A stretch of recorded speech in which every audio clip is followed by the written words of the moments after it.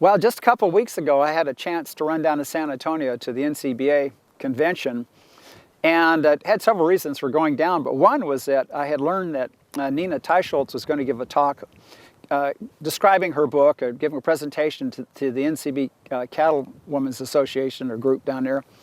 So I thought, well, I'll just go down and listen to this, because I had actually read her book, was pretty interested in that, and so I thought I'd just go listen to what she had to say. And her premise, in a nutshell, is that the American people, or people in general, should have continued on diets high in animal fats and less in plant oils and in vegetables as a healthful course to offset the, she feels strongly that the increase in obesity that we've seen in America and in other countries really is in large part due to the fact that we switched from animal fats to plant oils and a lot more carbohydrates and vegetable material. So I thought, well, that sounds interesting. Listened to her talk, and of course she reemphasized that. But what that got me to thinking is she doesn't think that, unlike me with my central hypothesis, well, we need more oleic acid in beef, that she just thinks all animal fats are good. So I went back and looked at our data, and also looked at the review by Penny Chris Etherton that was put out years ago, because what she actually showed in her review was, yes, oleic acid would increase HDL cholesterol and decrease LDL cholesterol, but she also described effects of all the saturated fatty acids, the shorter chain like myristic acid, palmitic acid, which is the most abundant saturated fat in beef, and then stearic acid, which is kind of variable, but all of those at least up to palmitic acid, they also increase HDL cholesterol. The problem is that they'll also increase LDL, and then stearic acid is pretty neutral in its effects. But basically what Ms. Teicholz was saying was that it's the saturated fat in the diet that is actually more healthful, increases HDL cholesterol, and it's something that's now missing from our diet, and probably, according to her, is responsible for a lot of the problems with type 2 diabetes and other health-related events that we've seen, especially type 2 diabetes and metabolic syndrome, that have just really gone up dramatically over the last 50 years.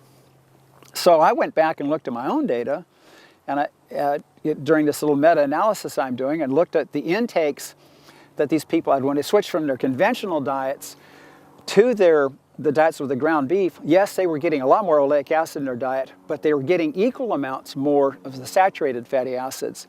So really, cause and effect, you can't say it's just one kind of fatty acid or another based on our study.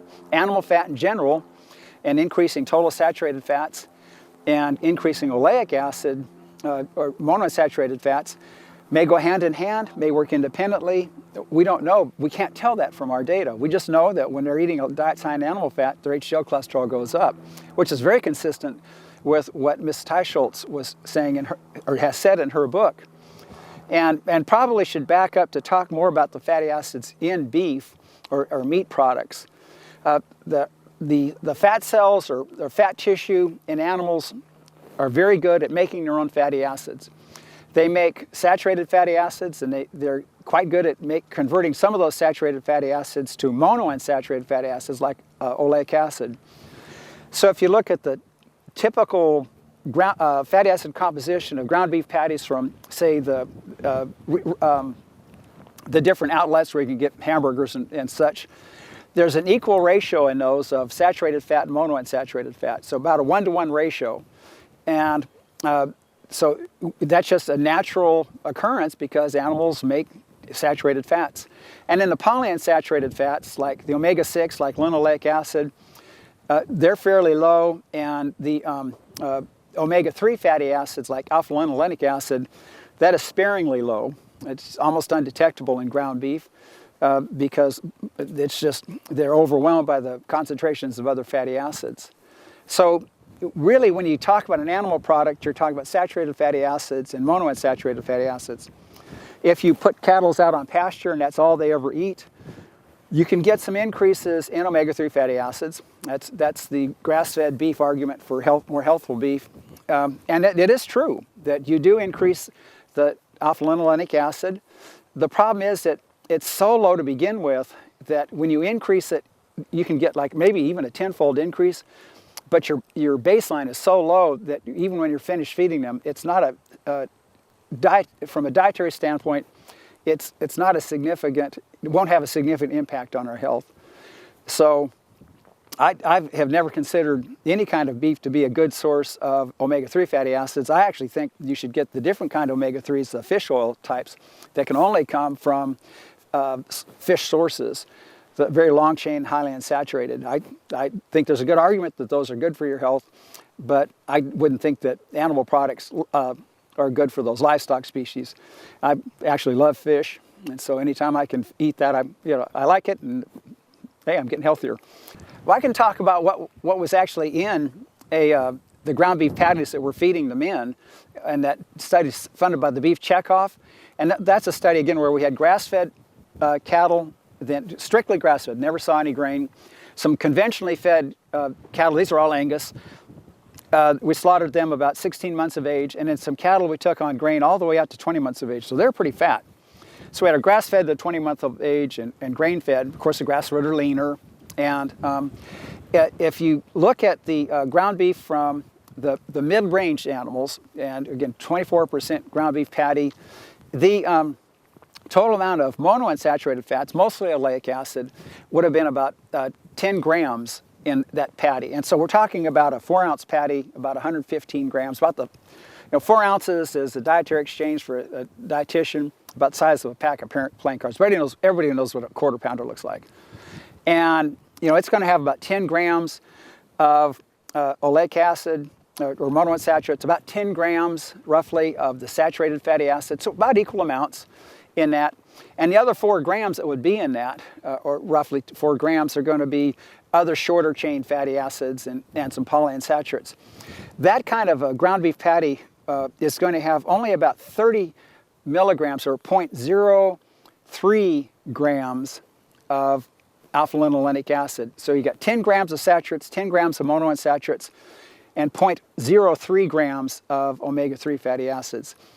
If for the grass-fed cattle, and again, we've measured this, and in those animals, we had about 12 grams of saturated fatty acids and 7 grams of monounsaturates. And so we increased total saturates, decreased oleic acid and monounsaturates, and we did increase alpha-linolenic acid. And it went from 30 milligrams in a patty, or 0.03 grams, up to 0.09 grams, 90 milligrams.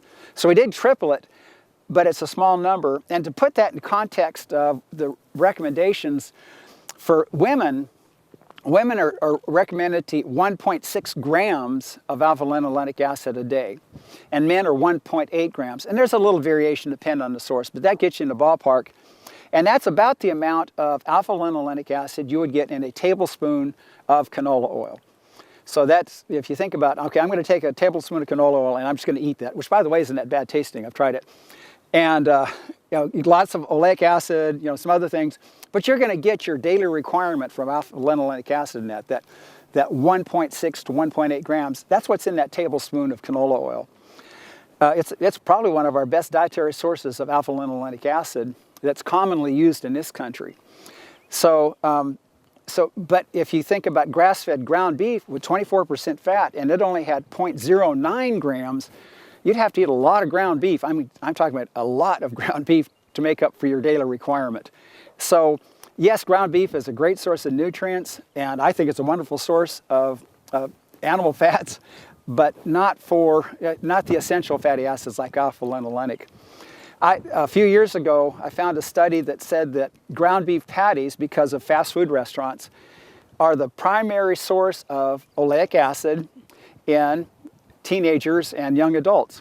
If they eat enough ground beef and to get enough oleic acid out of that is one of their primary sources of oleic acid. And so, we all think about, beef and other meat products, they're just saturated fat. And yes, there's no doubt about it. They are the primary source of saturated fats in our diet. And you include those in with dairy fats. But they're also a primary source of other fatty acids with proven healthful qualities. And I'm speaking about oleic acid. So things are going to be changing here. I think the landscape is, the way we view saturated fats. I don't think this will happen in, next year, but I think as more research is done and we really reevaluate the impact of animal fats on risk factors for cardiovascular disease and metabolic syndrome, that opinions are going to change. And I do believe, although this is not my area, but there is the evidence for cancer seems to be leaning in direction that there really was not good, there's no good correlation between the intake of fresh meat products and risk for cancer.